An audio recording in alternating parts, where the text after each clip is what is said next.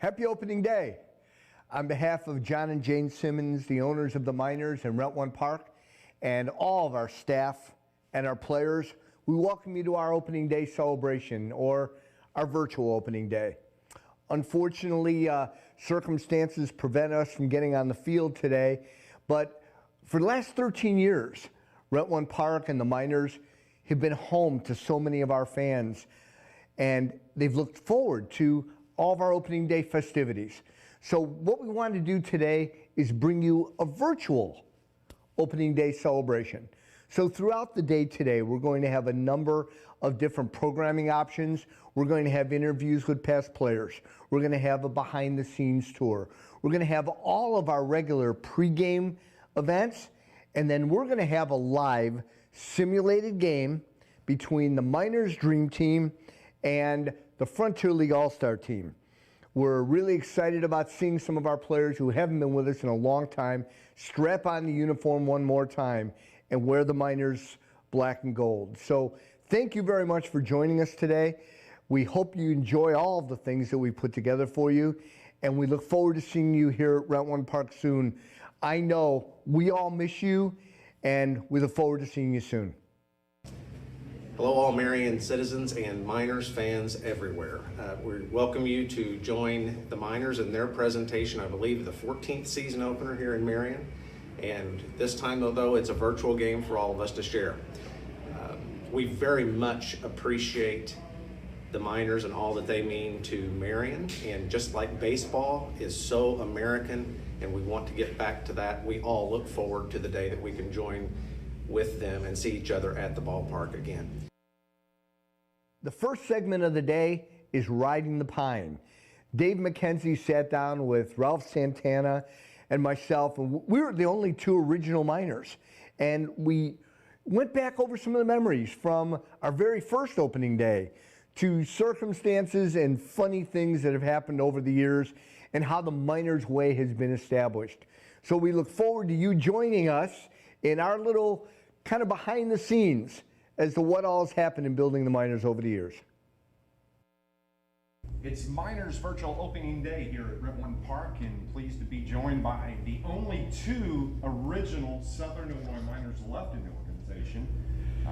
COO and skipper Mike Veno joins us, and the one and the only Ralph Santana. And thought we'd get together and kind of chat a little bit, tell some stories, and man, we actually were just talking to Ralph a while ago. When the ballpark opened, where we're located in the Diamond Club, Mike, this wasn't even complete. No, this was our locker room. We had all these green drapes that kind of covered us from the people that would walk through. Yeah. So we were kind of cordoned off, and that was our clubhouse for, well, first 2 months, I guess it was. Almost to the All-Star break. Yeah, I remember if we lost the ball game, I was in the third base coach's box, so I just had to walk straight up the stairs, and fans got a taste pretty early that I wasn't really happy when we lost. So people did not come rushing over to get autographs after a loss. Now, Ralph, when you arrived in Southern Illinois to start with the Miners, even the turf was not even down. No. You know, I actually asked Mike what he got me into because our first practice was at Marion High School. And I don't remember the last time I seen a high school field, and Chris always egged it on. Chris Hall always egged, he knew what buttons to press for me. He's like, oh, Ralph, look where we're at. I was like, Mike, where are we practicing right now? You said we had a brand new stadium. Where is it? He goes, it'll be finished soon. I'm like, okay. Week goes by, I'm thinking it's gonna be done, and we've moved up though. We went from Marion High School to John A. Logan. So actually, if you remember, that was our locker room during spring training. John A. Logan so we used the locker room at Logan. That's where we all changed, and then we would get into cars and drive to wherever we could practice that day. Exactly. I remember Travis Hope that first day. I lost our closer first day stepping in a hole in Marion High School. Yep. So yeah, that was our introduction to this, and none of the players were allowed here. I mean, this place was bolted closed, and nobody really could see anything. Yeah. And you opened the season on the road. Yes. I think we said the first like 9 games. 9 games or so, Right. or on the road. So you leave and take off to open up the season on the road. Then we'll ask Ralph. Your bus pulls in after the road trip. And it's Well, done.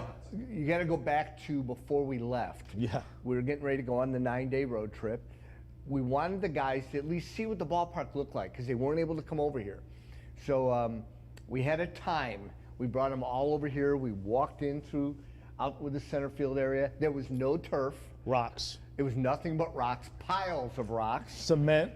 No seats. There was no seats. There was no seating. None of the suite area, none of that stuff was finished. The seats weren't up there. And Ralph said, there's no chance on earth we're opening in 10 days. And all to the credit of Eric Haig and the miraculous job that he and all the staff did. Yeah. We came back 10 days later and it was this magnificent ballpark that we see now. Yeah. I can't imagine what it's like. You're riding the bus. What do you, maybe after that 9th game on the road and you get on the bus and you're driving home? Yeah. Are you talking about the? Oh yeah, we started talking about me and Chris was like, well, and he was always a jokester. He goes, well, how many people can John A. Logan hold? Because we're not. Yeah, that was talked about. We're not often. getting to play at Brett 1 in 10 days, Ralph. He goes, listen to me. You know, Chris was But it always was smart. memorable, by the way, 10 days on the road. Oh yeah, A lot of things happened before we ever came back here. that team never made it. Okay. All right. Here's where we get into this segment called The Truth versus a Ralph Story. No, Okay? the team never made it back. So we'll go back in time a little bit. We'll go first off to our opening night in Gateway. Ralph is the leadoff hitter. And I said to him, he's getting ready to walk up to the plate and he's getting his batting gloves and everything. And I said, Ralph, take the first pitch.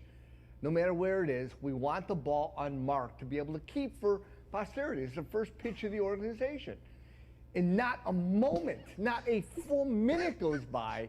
He steps in the batter's box, first pitch, up through the middle, dirt all over the ball from the red clay that they had at the time. And he came back in. I said, what did I tell you? He said, ball was right up down the middle. If he would have thrown it anywhere else, I would have took the pitch. You'd have swung if the ball was over your head. Listen, it was a historic moment of time. I wasn't going to let somebody else get the first hit. That's just not happening. I was going to have the first hit here, and I was going to have the first hit ever. That's just the bottom line. So those first 9 games didn't really start off really I want to say we're 3-6. Yeah. And we played at Evansville before coming back. And I'll let Ralph tell the story, and then I'll tell you the truth. Okay, yes. Okay. Because we've got this thing now. What are we calling it? We're The calling truth versus a Ralph story. it. Yes. Okay. So we'll let you. Mine is the truth first. It's the absolute truth. This happened. Okay. Okay, just in a different way, but it happened. But I'll mention a name, see if you remember him. So we've lost 2 or 3 in a row, 3 or 4. And I look at Chris and I was like, Chris, if we don't win today, there's going to be some serious movement around here. He is not happy. We got to do whatever it takes. If it scores 20, if we got to score 20 today, we have to do something. Chris is like, I agree. So we're winning by 3 runs, 3 or 4 runs going into the 8th. And here comes Wilfredo Romero to kind of shut the door down. He allows 6. And we lose the game. Wilfredo was lucky he made it on the bus. He didn't. Okay, now we'll go to the truth. So, in fact, it was opening night, not after a 3 or 4 game loss. This was opening night in Gateway. And we're in, I want to say, the 11th inning. And we kind of great game, gone back and forth. And Wilfredo comes in, and he's a knuckleball pitcher. And he threw a pitch that didn't knuckle, and Dustin Roberts hit the ball off the top of the building to walk off the win. It did not happen after a 3 or 4 game losing streak, and it was not blowing a 6-run lead. He's coming in the 11th because we're kind of running towards out of pitching. I was talking about in Evansville. That's how the truth turns into a Ralph story. There we go. It's, Now, Ralph, what about the blow up at Evansville? So we're start 3-9, Yeah. and we kick a game really bad. We're not playing really good baseball at all, and we come into the clubhouse in Evansville. There are drinks set up for all of us and food. I'll kick it back to you. Well, let's just say nobody had a drink or a piece of fry left on that table. And by the time we got back, we didn't even get back. I don't think we made it back. We had about 8 new guys. Chris was asking about, who's this guy? I was like, I have no idea who that guy is. Then we bring in, I got even better. Then we bring in Mike Scanzano. If you know Mike, he's a little rounder. I'm like, I was like, who is this? And Chris, he's good friends with Chris, and Chris is like, Ralph, he can play. He can really play. And I'm like, all right, he can play. First ball he gets, slow roller, he's charging it, throws it midway up the stands, and I'm like, this is our shortstop. And Chris all goes, he's making a good impression, isn't he? Yeah, he's doing a good job, but he ended up being phenomenal. But that's the way Mike Scans came in, what, 20 games in? Yeah, maybe not that long. 10? Yeah, 10 games in. Something like that. So that was, and he was here. No, I don't know if he was here opening night. Mike was not. No. Not opening night. he wasn't. Yeah. In truth, what happened in Evansville was not a single drink got spilled. As I was going near them, guys were going just in case. They were a little nervous. And I did admittedly say, if you don't pick it up, I will back up the bus and bring an entire new team in. Now to hear Ralph tell it, he came back 2 weeks later, and the only 2 left were him and Chris Hall. Now, the problem is he forgot Tim Dorn and Rob Worth and Chris Tierney and Ryan Kane, all these guys that were still here from opening day. So no, we didn't blow the whole thing up. Just half. We made a few changes. You know what? We had to have a better standard of play than what we were showing. You made some changes. You finish up the series at Evansville, and then it's opening night here at Rent One Park, and that was probably one of the coolest things that I've been a part of, to be able to see this place that night. I'll let you kind of talk about that. Yeah, it was surreal, really. This place was packed to the gills. Every seat was taken, every spot in the grass, in the berm, every berm was all filled. Center field was all filled where the picnic area was at that time. And all the guys and coaching staff came out on tundras and kind of came out in front of the crowd, and that's how everybody was all introduced. And the love that was shown by all the fans to have professional baseball here. And it was just an unbelievable night. Chris Tierney was a starting pitcher that night, and we ended up getting the win. And it's been a run of opening days at home that I've never seen. I mean, we just undefeated opening day, yeah, in 13 seasons. I'll knock wood. And Ralph, I can't imagine, you guys are right here where we're at in Diamond Club in the locker room. Fans are streaming in.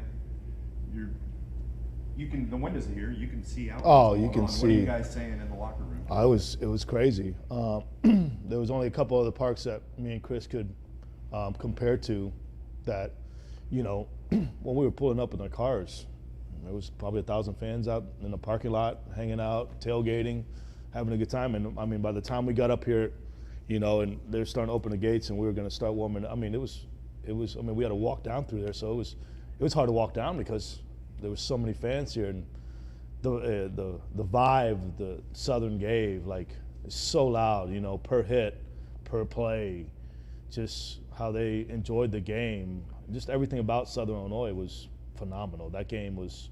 That was a buzz, Dave. That was incredible. And honestly, if you look at our Friday night record over all these years, it is off the charts.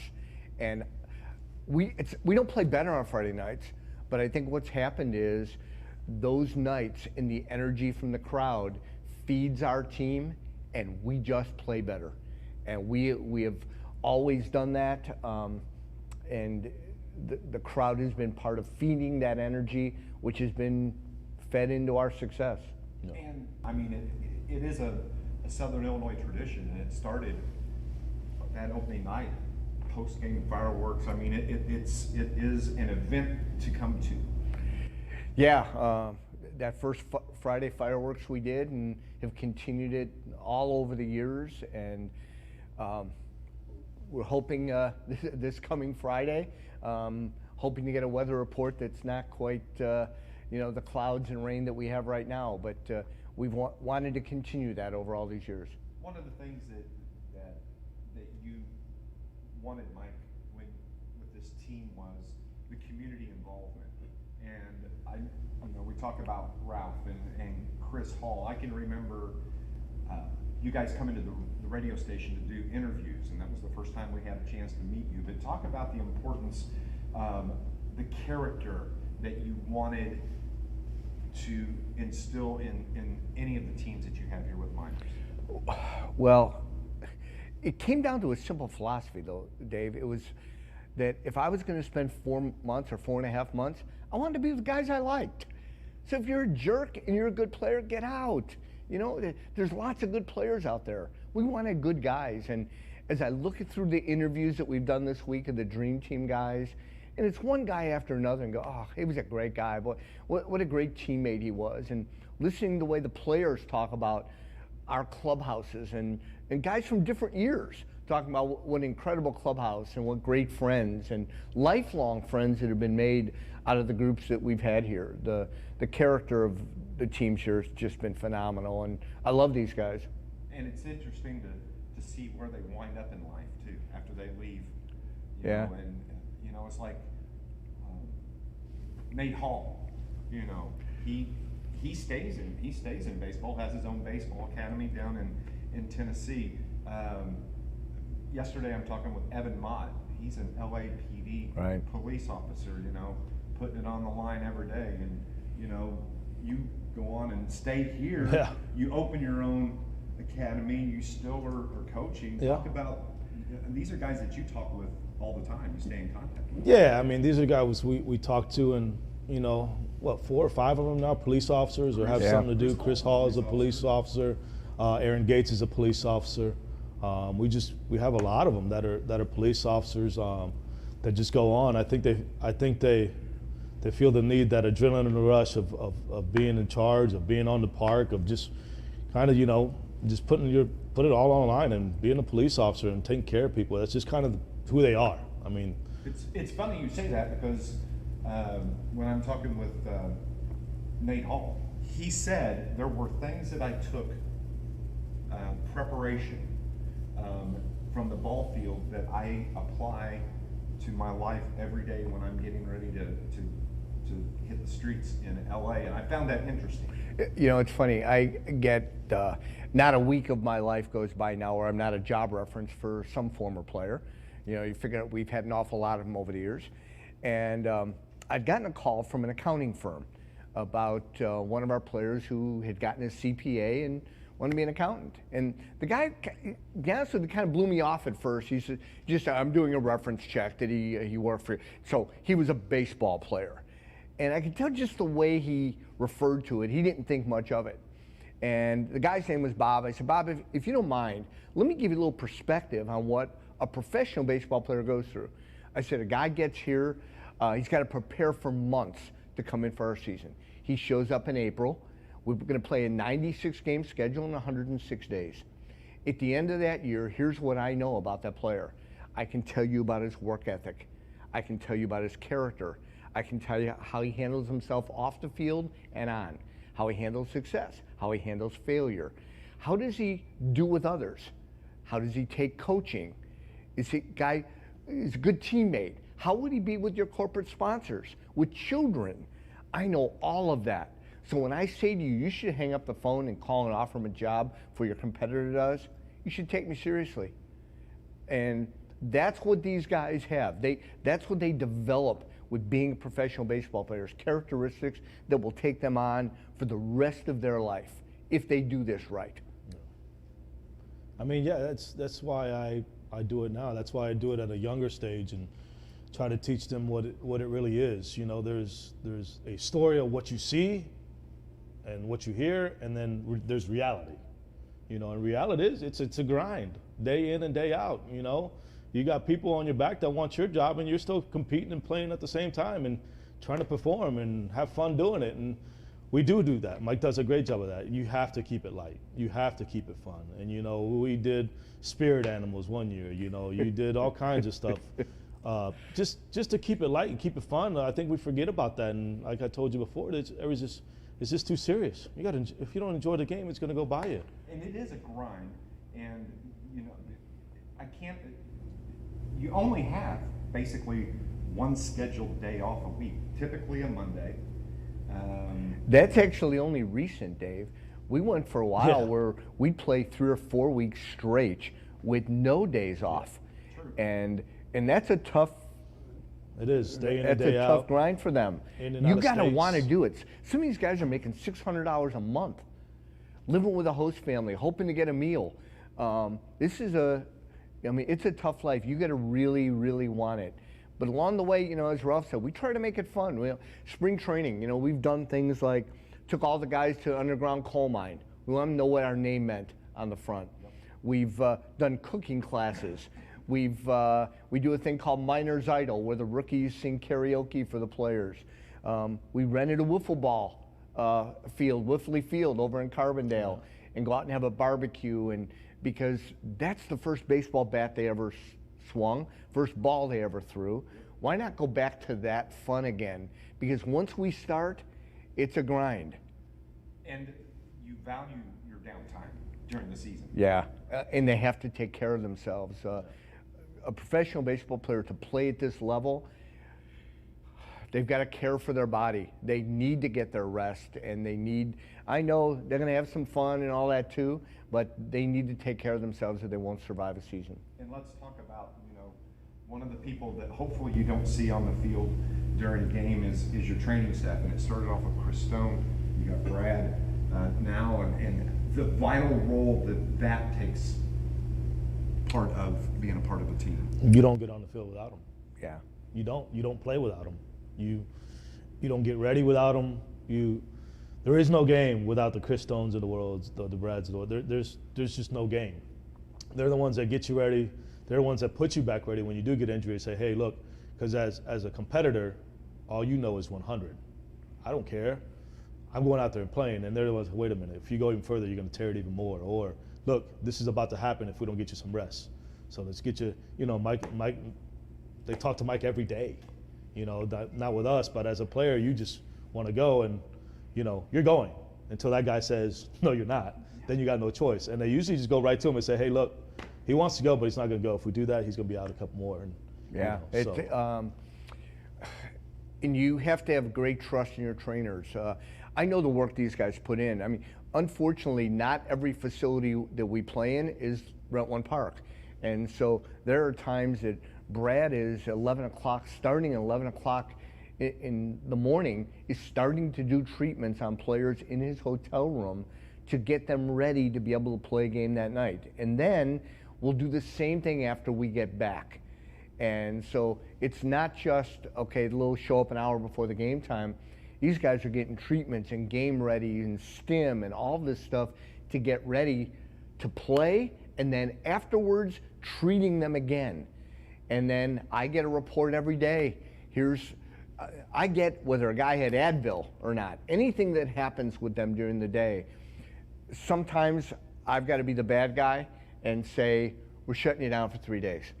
And it goes against their competitive fire, but I need to do what's best, not only for our team, but for them personally. I've got to protect them against their own competitiveness. And plus, on top of that, they're just good guys too. I mean, Stoney's been a part of this team. You know, he sets up the stretching regimens and has been a part of that as well. And that's just a critical part of getting getting game ready every single day. Yeah, we just did a Zoom call with Chris and all of our pitchers a couple weeks ago about how to prepare in this environment where you can't go anywhere. How do you still prepare to do this? And so Chris did a great job, and Brad has been wonderful. We've had some other guys over the years that have been a big part of that and filling in the gap before Brad got here and after Chris left here, and Steve and John have really been a big help during that period of time as well. It's the success that has come to the minors, but there's one championship, 2012. Talk about how hard it is to play and to win, and especially when number one, to get to the playoffs, that's your number one. Right. Number two, once you're there. There's a lot of factors that go in, and the reality is, and it's no different for us than any other team in this league, but we are a league that's built, players come here for one reason. They want to play, they want to win, they want to have fun, but they want to get to the big leagues. And sometimes you have some years where years going really well. I think back to 2010, we have a 20-game winning streak and win 64 games, and fans go, God, what happened in the playoffs? Well, we lost our ace, we lost our number two. Yeah. All happened during that period. And I look back to the last couple years. This year, Ben Dumm, who's our setup guy, and our closer Jordan Brink, leave the team with 2 weeks left to go. Yeah. We missed the playoffs by one game. Yeah. Unfortunately, we lost some games late. You're asking guys to step up and do jobs that they don't normally do. And sometimes it works, sometimes it doesn't. In 12, everything worked in our favor. We did a couple trades that worked out for us. We picked the guys back up we lost. Yeah. So that was huge, and we were able to go.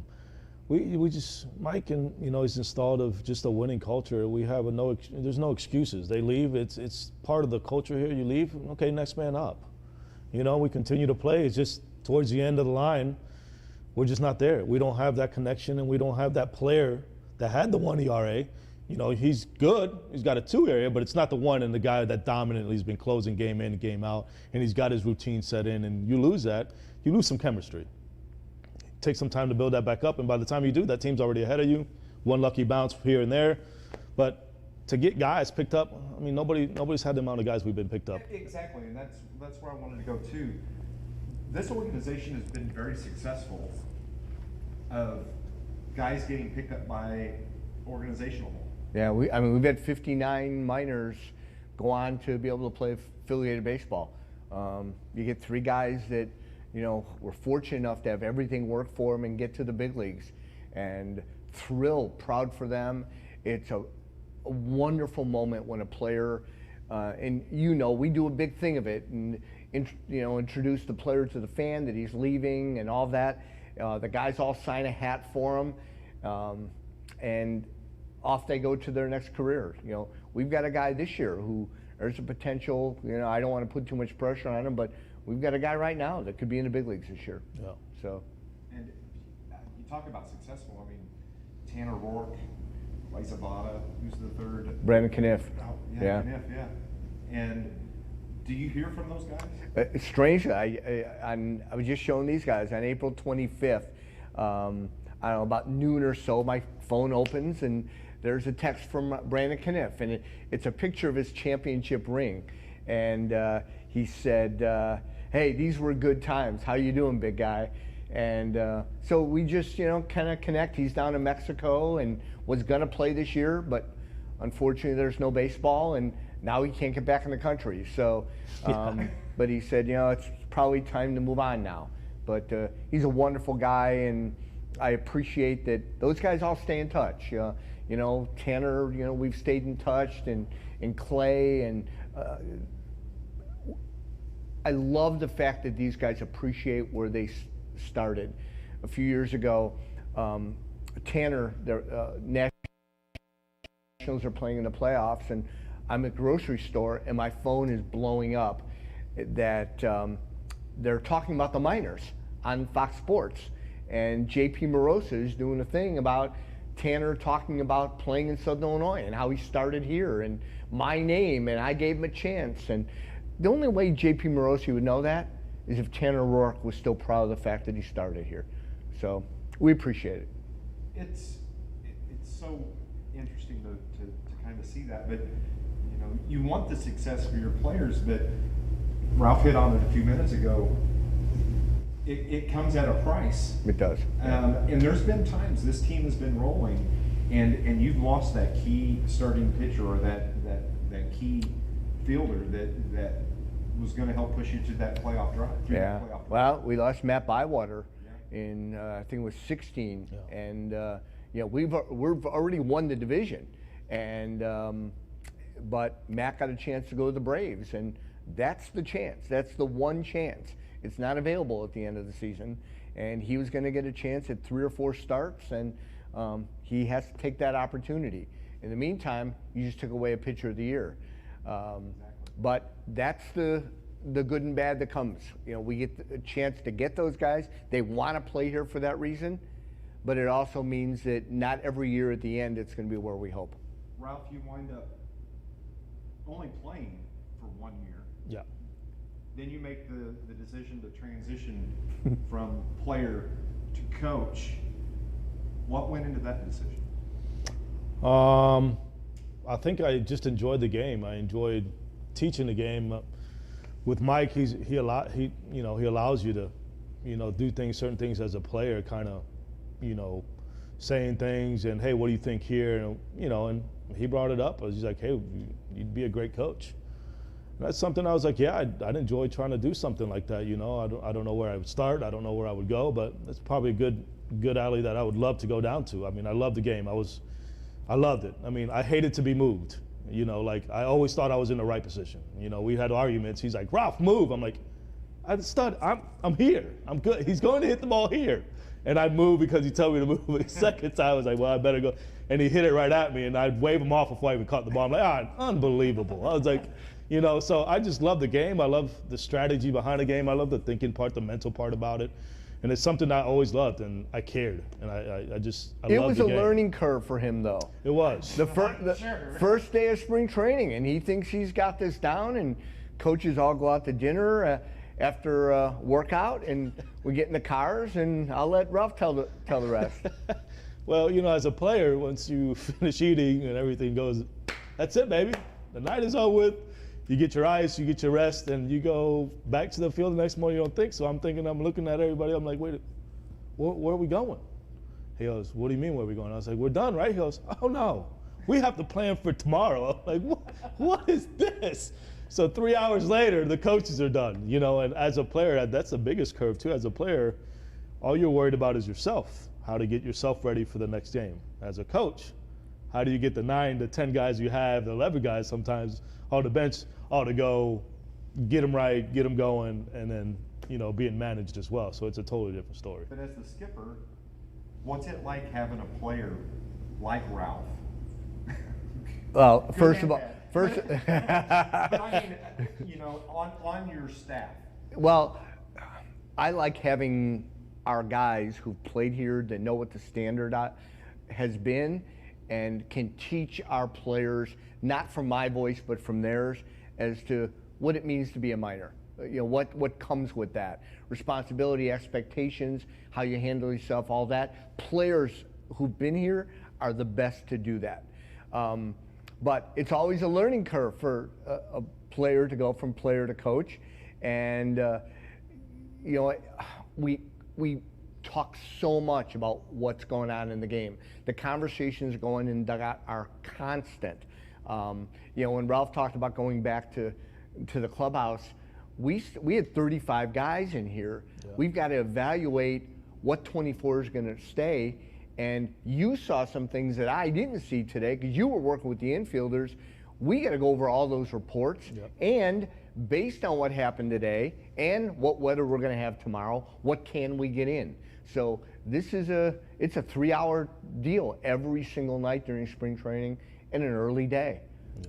Talk about the evaluation of players and everything that goes into that. I mean, the Frontier League, they have open tryouts, that's one little piece that you can look at, but when you're looking, because the season is May to September, but you're still working September, October through the new year to get the teams put together for the next year. I mean, it starts the day our season's over.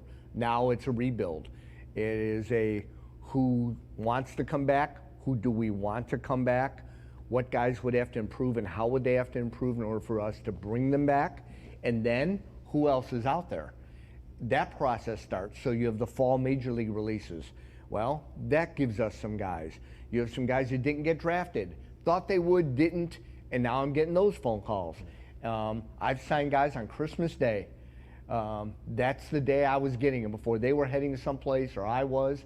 And you start this rebuild process as to who fits. You know, we're looking at models as to where they played. What were their numbers? Does this fit a predictive model that we've put together for the right kind of players? And that's what makes it tough to be around here. And when you're going to thinking about being a coach for Mike, it's not easy because he does his homework so much, so well, that guy that you're going to release is going to start somewhere else. So how do we break it down? Who do we want? Like he says, who's a feel? Like who's going to gel? Because as soon as we release, they're going somewhere else. And they're going to play, and they're going to play well. And they're going to be like, well, you know, it's on his shoulders. Well, Mike, how come we gave this guy away? He hit 300. Well, you're like, well, we got the guy that's hitting 400. So what's the like? They don't see the difference. They just saw the guy you let go. Yeah, I'll look at, you know, we talked about Nate Hall, okay? So we make a trade to get Nate Hall literally right before the season starts.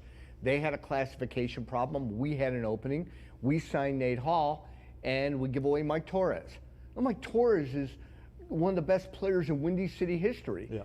But he was a rookie coming in versus we had a guy who was already an all-star and became a two-time all-star for us. Yeah. So, you know, that happens. Yeah, the checks and balances of being great and playing on this field, and I think that's the motto here too. Like, there's nobody that's not great that's not going to step on this field once you put this uniform on. You know what it means to be a minor. You know, you're one of the top players in the league. You know, you're shooting to get out of here.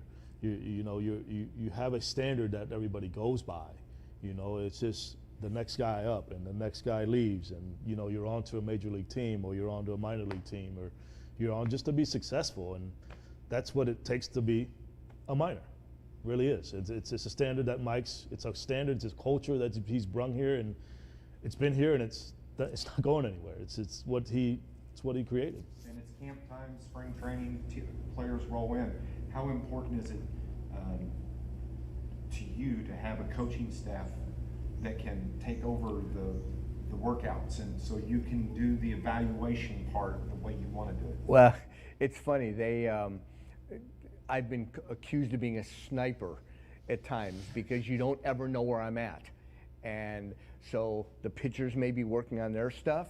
Ralph might be working with infielders. You might have another coach working with something else. All this is going on, and no one sees me, but I see them.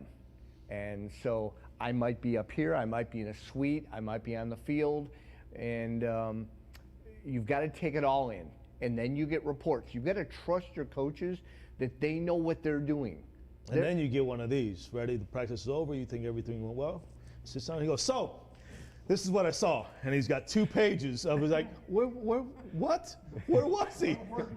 I thought he didn't see that. Where was he at? So, you know, it's great. And then, you know, you go over that, and like he says, you evaluate, and that's what he saw. He asks you what you saw, and then you guys try to make the best Everybody's decision. got rosters. Everybody is given a book during spring training for them to keep in their pocket and make notes. And what do you observe? Is this a good guy? Is this a non-coachable guy? Is this guy that's non-athletic?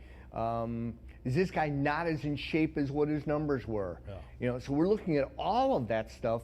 We have approximately 10 days to make the decision as to who gets to stay. You're gonna make some wrong decisions. A guy's gonna look really good in spring training. Or the other side, I'll give you Sean Harrell. Sean Harrell was my favorite, one of my favorites. Not gonna make this team. Coming in, it's just the competition was so strong. and Sean wasn't going to make it. And he just seemed to every day get better and better and better. And then it's, okay, this is going to be our fourth outfielder. Fast forward, we go on the road, a guy gets hurt, Sean Harrell ends up in center field. If not for an injury he had a little bit later that kept him out a couple weeks, he would have been the league's batting champion. He just absolutely tore it up, made every play in center field, but wasn't going to be the guy coming in. That's why, you know, I tell the coaches, we have to keep the open mind. Don't decide.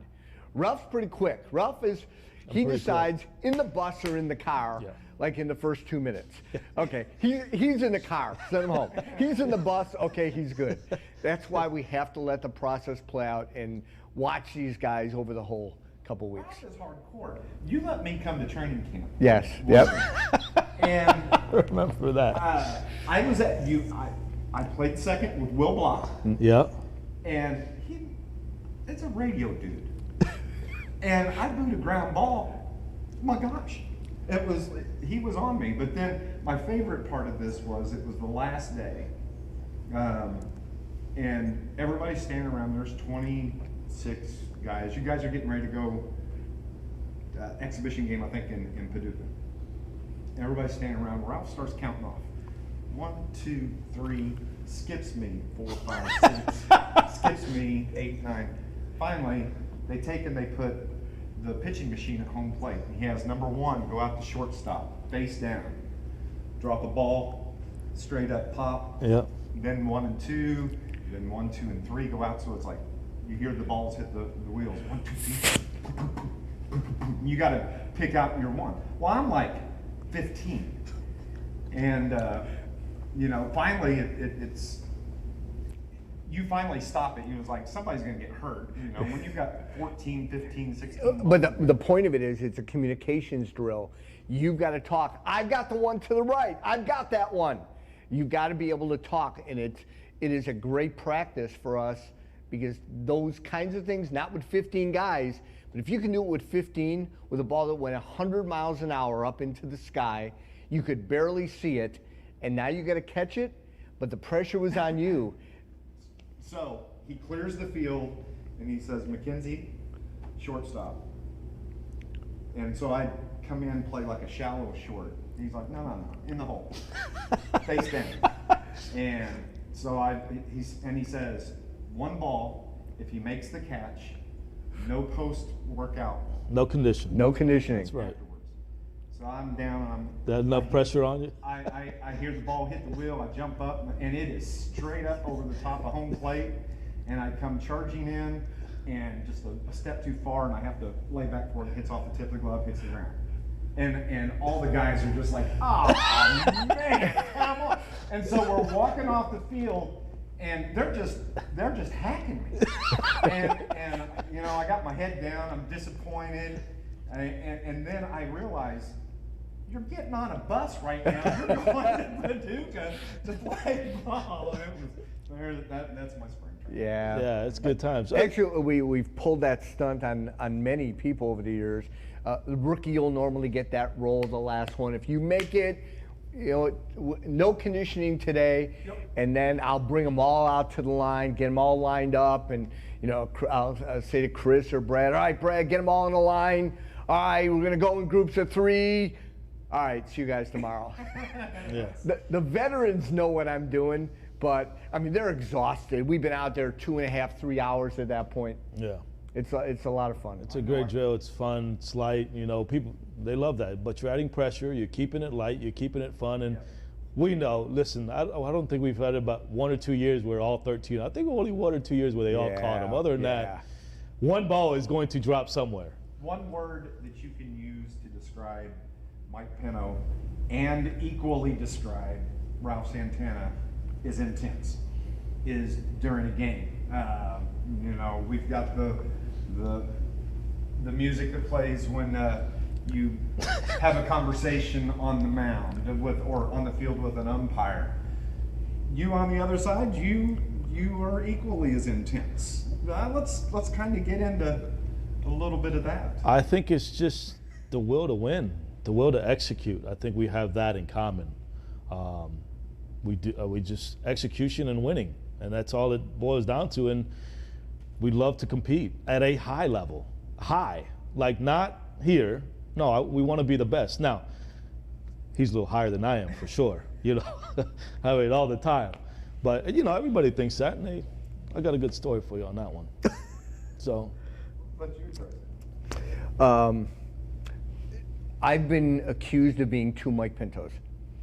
That there is regular Mike, and then there's 7 to 10 Mike, and that I'll give credit to Preston Vansel for that. And he said, you are one guy until 7 o'clock, and then there is a level of intensity that goes up. There's no doubt. I get up on the top perch up there, and I am pretty dialed in. And I don't know if it is the competition to win. I don't know if that's about me. It is to not lose. I don't want to lose. When we win a ball game, and I ask the guys, have fun up there. It's a celebration up there. Truth is, I don't celebrate it enough. I should. I don't. I'm already tomorrow. I've already got the coaches in, and we're talking about tomorrow and what can we do here, and instead of enjoying the win. And I should do that. I don't do it enough. Yeah. Your story? So we're intense, like you're saying. So one year we're sitting together, and sometimes I just got to separate myself. I just do. We're not on the same page, so I go to the other end of the dugout. I said, I just need to sit here. I'm either messing something up. I don't know what I'm doing, but I'll just get away from it. I'm sitting there, and I'm like, okay, doing my charts and kind of with play goes, and I'm sitting there, and I go, he looks down at me, and I'm looking around. I'm like, what in the world? What did I do? And he comes charging down that way, and I'm like, what did I do? I was like, are you kidding me right now? And I didn't notice it. I'm sitting there, and I'm getting shorter and shorter on the thing. I'm like, what in the? And then he starts yelling at one of the camera guys, and the dugout just laughing, explode laughing. I was like, did he just do that? He goes, Ralph, I thought you were tough. What happened? You look like small. How small can you get there? He became like this little 5-year-old that was going to get yelled at. And what had happened was we had played an instant replay up on the video board on a play that did not go our way, and the umpire just screamed at me. And so now I have to go down to tell the cameraman, and he can't hear me. So tell them we can't show instant replays. And but in the meantime, I'm coming down the dugout. He thinks I'm coming for him, and he's just doing this, and the players were just laughing at him. One of the things that I've been doing during this shelter in place is I've watched every baseball movie. My all-time favorite baseball movie is Bull Durham. Yeah. It's just my favorite, and there's so many lines. I've always wanted to ask, what's the most bizarre conversation you had on the mound with a player? I mean, you know, we're dealing with some serious stuff here, you know. Tony Kogan. Tony Kogan was a former big leaguer, played for me when I was in Sioux Falls. And Tony went to a movie every single, in the afternoon before he would pitch. That was kind of his relaxing. And we were in a situation, he was just, things were not going well. You could tell he wasn't going well. He wasn't in sync. And I called Tom. I walked out, and I said, he said, what's up? I said, I forgot to ask you, what movie did you see today? He said, what? I said, you were going to a movie today. What movie did you see? And I want to say it was like one of the Spider-Man things. And he said, the Spider-Man movie. I said, was it any good? I've seen some mixed reviews on it. And all of a sudden it clicked. He goes, I got it. I said, you okay now? He said, yeah, I'm okay now. And I left. And he said, it was just so shocking because it took me out of the moment. And that's what I was trying to do, take him out of the moment. What about you? What's a conversation you've heard? Or maybe you've had? Well, I've had, you've had several. One I'll bring back, he always, traditional thing like Ryan Bird, Mike bought him a sing-stitch meatball sub and put it on his locker. That's just, he expected that there. Like, it wasn't like he's look, if that sandwich was not there, I don't know if Ryan Burke Well, could. it was accidental. Yeah. He and I happened to be in the same Subway sandwich place one day, and I bought his sandwich. And I said, I got it, Ryan. And he just like dominated that night. And I joked afterwards. I said, listen, if you're going to pitch like that, I'll buy your meatball sub every day. And he said, okay. So next start, I bought him a meatball sub. And then it just kind of became this tradition. And he won 17 straight decisions.